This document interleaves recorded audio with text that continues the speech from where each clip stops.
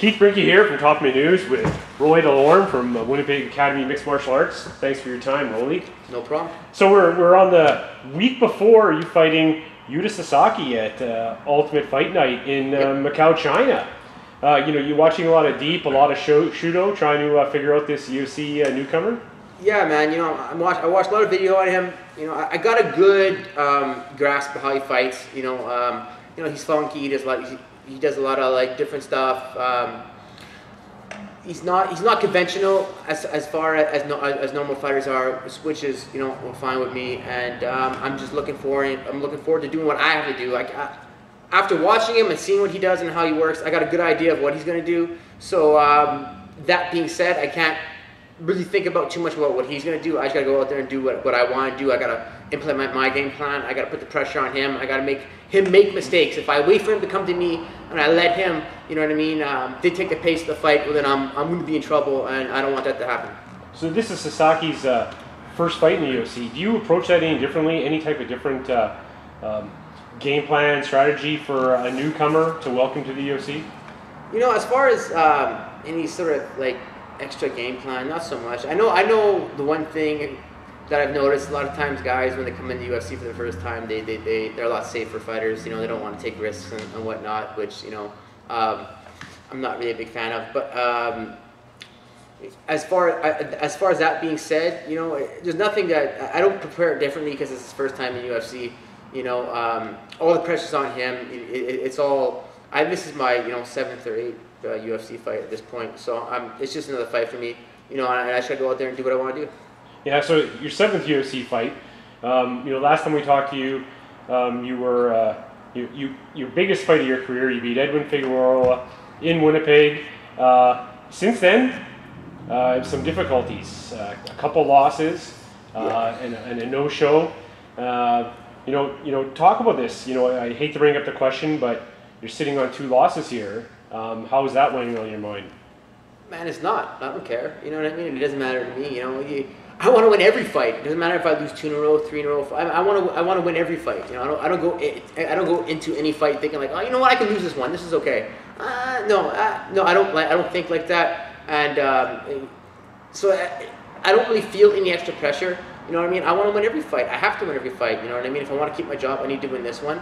I get that. But at the same time, I'm going to go out, the same way I came in and then fight like I have nothing to lose. You know what I mean? I came into the UFC with nothing. I could fucking leave with nothing. It doesn't matter to me. You know what I mean? I fight like I have nothing to lose. I just want to go out there, have an exciting performance. I just want to go out there and perform my best. If I go out there and perform my best, it doesn't matter what happens. I know I'll win.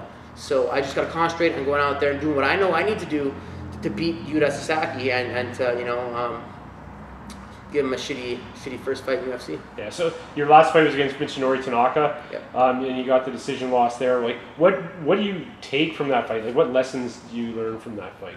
That fight was honestly what I learned is that I need to get up off the bottom and not get so comfortable being playing that game of be on the bottom and I'll be able to do things and submit this guy and work. If guys want to sit on top of you and just play safe and just hold you down, you know what I mean? At that point, once you're down there, it's hard to get back up. You know what I mean? Once you let them sort of get settled in on top of you and create a base, then it makes it really, really hard to get back up. So I have to not let that happen, and I have to stop that before it starts.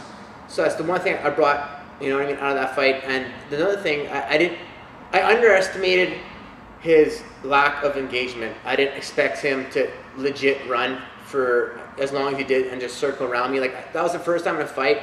That was the first time I've ever gotten dizzy from chasing somebody around a ring. That's never happened before. So that was a weird experience. I never thought in a million years I'd have to chase somebody around the ring that much without them engaging me. So, but I mean, that being said, when he took me down, I couldn't get up. So you know what? That's my fault. That's on me, and that's something I needed to fix. And so I'm hope that I fixed it, and I hope that that's not going to be the same problem that I had in last fight. Yeah. So this is your second time flying overseas in 2014. Your fight against Davey Grant was called off due to injury after the weigh-ins. Now you're flying to China. Any special preparations there? How do you avoid jet lag? Like, what are you doing there? I don't know. Try not to think about it. Try to think about it. If you think about it and plan for it, maybe that'd no, be well, better. I'm trying to, trying to stay up a little bit later, so I get adjusted to staying up late when I'm out there, because I know they're 12 hours ahead. So you know what I mean. Maybe stay up a little bit more at night and just get used to training at that. I'm training really late at night right now just to get my body used to training at that time. And hopefully I can stay up long enough when I fly out there, and then fall asleep when I need to, so jet lag is not a problem. But man, I always have trouble sleeping the week of the fights, so this was not really a big difference for me. One thing's for sure, every fight I've ever had, once I weigh in and I eat and I rehydrate, I fucking sleep like a baby. So you know what? Right before that fight happens, I'll be sleeping. I'll sleep great the night before the fight. And that's the only night that I really need to sleep good. Yeah. So let's talk about your fight team here. You're here at WAMA. When you were winning, it seemed like everybody here at WAMA was winning. You've taken a couple lumps here, and Curtis Brigham. When you're winning, he was winning titles at AFC. Louis Facette was winning 6 in a row. Mars was winning fights. You've been losing fights, and Curtis has taken time off. Louis lost a couple on Ultimate Fighter. Mars hasn't fought in a while. Does that have any impact on it, like team morale? I don't think so. As much as we're a team, everybody fights individually, but I mean everybody backs everybody. You know what I mean? Tries to help people prepare. Now that you mention it like that, yeah, you know what I mean. That is kind of a different way, a different aspect of looking at it. Like I don't think about it like either we're all winning or we're all losing. You know what I mean? I just try to go out there and perform the best I can under the situations that I'm in. Every fight's different, and every style a fighter you fight is different. And I know for a fact, stylistically, there's certain styles that I don't do well against. And I'm not retarded. You know what I mean? I realize that there's certain things that I don't do well, that when somebody else is really good at them, that gives me a hard time. And then that being said, there's other styles of fighters, when they fight a certain way, it makes me look better. So I think it comes down to 2 fights ago when I fought Bruce Leroy. That was a good fight, and that was close. Very close. So I didn't get blown out of the water when I fought. What's his name? He just held me down the whole time. So it's like I didn't really get hurt. You know what I mean? It's not like I'm going out there and I'm getting beat up and I get blown out of the water. That's not really happening. You know what I mean? I've never had a fight before, especially after my last fight, where I felt like I could go 3 more rounds no problem, like right after the fight. So it's just one of those things. I think it's just a rough patch, and I think I'm going to get over it, and then I'm going to move on to bigger and better things. So August 23rd, any prediction on the result of the fight with Sasaki? I'm predicting to win. How that's going to happen, I'm not too sure. But I'm going to go out there. I'm going to do the best I can, and I'm going to pull out the victory. All right. Before I let you go, any family, friends, sponsors you'd like to thank? I always want to thank my mother, because she helps me out a lot with my daughter and whatnot when I'm training, especially come fight camps and when I'm in the gym all the time. And sometimes, I need somebody to help me, and she steps up, which is cool. And I want to thank all the guys at WAMA, Curtis Brigham, Elite Boxing, Kent Brown, NAC Muay Thai with Dave Zuniga, and Strive. Strive, they do my strength conditioning. They're great.